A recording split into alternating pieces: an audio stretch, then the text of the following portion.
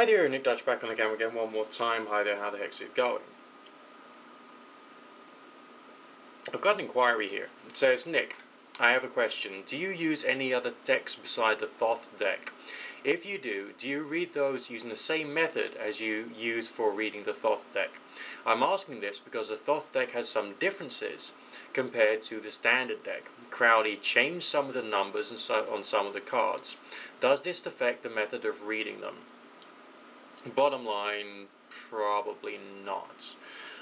The main reason I use the Crowley Thoth Tarot is because the quality of illustration and the complexity of design is amazing, and therefore you're more likely to get different ideas to what the meanings are depending upon the question which is given you.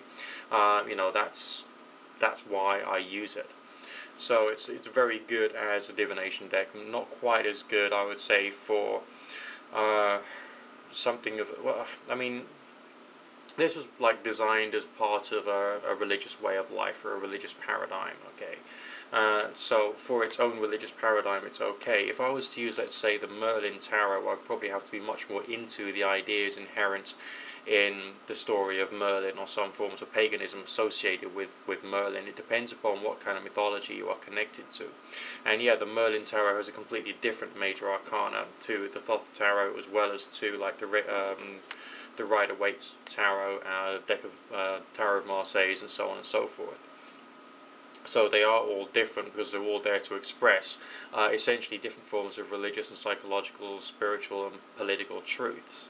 But you can still use them as divination decks. I mean, you could just use Scrabble letters as divination cards if you wanted to, if that's your sort of thing. If you could build up a system of complex meaning, so that each and every single letter or tile or combinations of letters and tiles actually had some kind of reference to different states of the human mind, as well as different qualities of life. I just find that out of all the methods which are out there, the tarot is probably the best. And the Crowley Thoth Tarot makes a bloody excellent divination deck per se. It depends upon what you're using tarot for. If you look at anything, and I mean anything, from a particular point of view, you're looking at it from a genre or through the eyes of a particular genre. So you've got to have a bit of self-understanding to be able to work out what you already think and how that's going to impact upon how you're perceiving what you're looking at. That goes with dealing with people, social and life situations, divination, applying for jobs, anything. So if you can use the same kind of wisdom that a very skilled job seeker would use, in terms of self-analysis, self-criticism, and trying to find out what's really real under certain circumstances, and you use that when you're using tarot, it doesn't really matter which deck you're using, okay? Because you're not just trying to pigeonhole yourself into one particular genre or way of looking at the world. Now, Crowley may have changed some of the numbers and some of the positions of the major arcana, but basically, so what?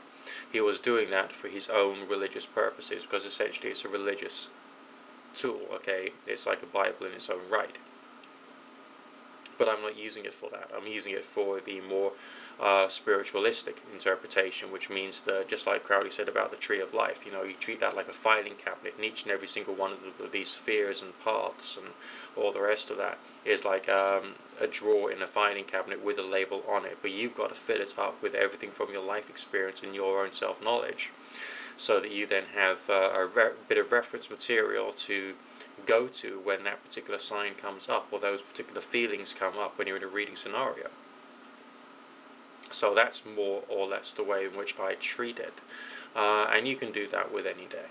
Seriously, you can. It's just that I resonate best with this one when I'm doing proper work, as I call it, okay?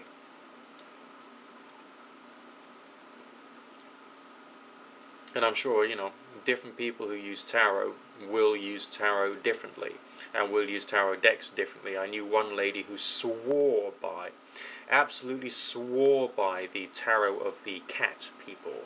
It's got all these muggies dressed in clothes, like carrying swords and riding horses, and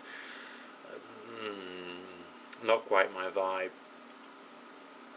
I knew one lady who went mad on one particular tarot deck that was full of like fairies and from from children's fairy tales, and that's supposed to, she regarded that as being ideal.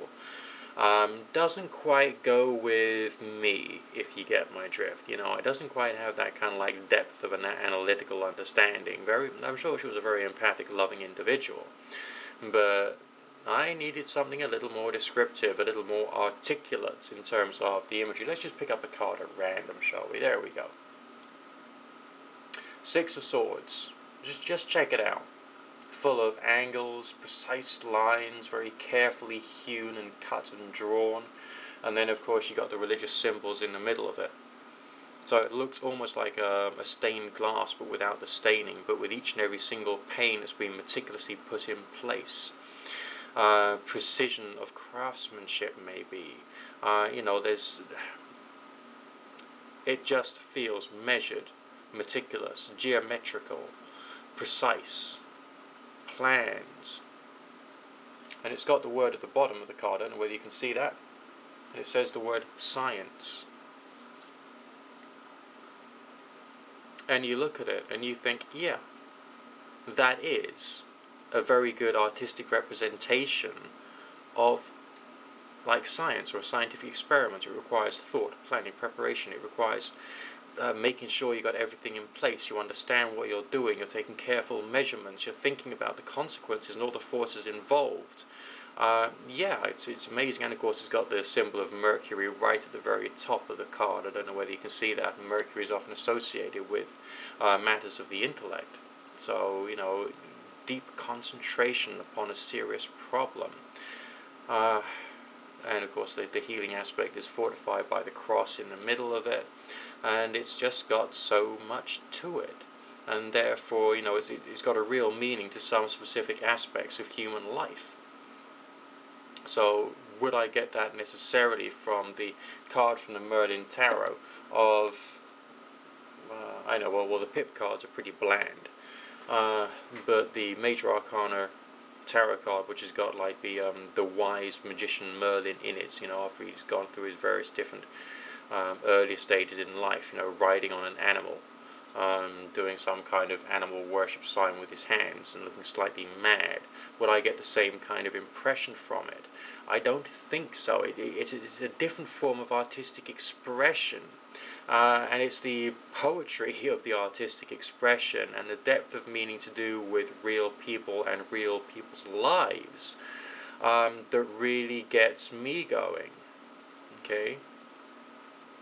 So think to yourself, am I reading about this tarot deck because I want to understand a particular mythology? Am I reading about it for political purposes to tell the whole world that I'm allied to one particular religious interpretation? Am I doing this by way of contemplation, or am I doing this to try and understand what the original artist was intending to mean by the colours, the textures, the patterns, and all the rest of that? I mean, what precisely are you trying to get from tarot? It is an art gallery in your pocket. It is, and it grows with you as you grow with it. It's a fascinating experience. It's just like when you buy yourself a book when you're young, and you read it, and the first time you think, yeah, that was so cool. But you then go back to it, let's say 5 years later, and you read it again, and you realize it's changed, and you're reading more things into it, and you're seeing the characters differently. That's very similar to the path, so to speak, of being a tarot reader and building up a collective knowledge over time as to what the cards actually refer to. And you apply it to, mental states, emotional states, situations between individuals, positions in jobs, stages of happiness and celebration, or despair and misery, or fear, or pain, or a need for healing, or an empathic desire in someone to heal somebody else, but they can't quite do it because things getting in the way, and like the whole story of humanity can be expressed through one manner or other using a tarot spread, which is weird and wonderful and beautiful and poetic and artistic and totally transcendental.